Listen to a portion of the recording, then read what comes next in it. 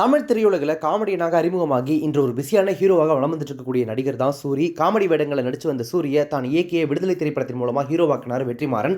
அந்த படத்தின் வெற்றிக்கு பின்னர் சூரிக்கு நிறைய ஹீரோ வாய்ப்புகள் வந்து குவிந்த வண்ணம் உள்ளன.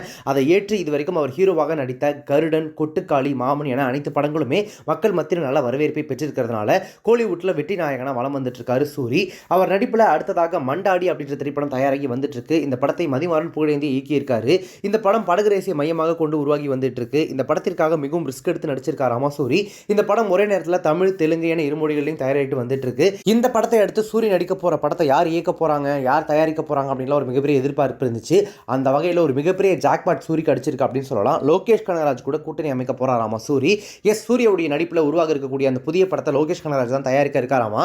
இந்த படத்தை மலையாளத்தில் அங்கமாலி டைரிஸ், ஜல்லிக்கட்டு மாதிரியான மாஸ்டர் பீஸ் படங்களை கொடுத்த இயக்குனரான லிஜோ ஜோஸ் பெலிஷேரி அவர் தான் வந்து டைரக்ட் பண்ணியிருக்காராமா.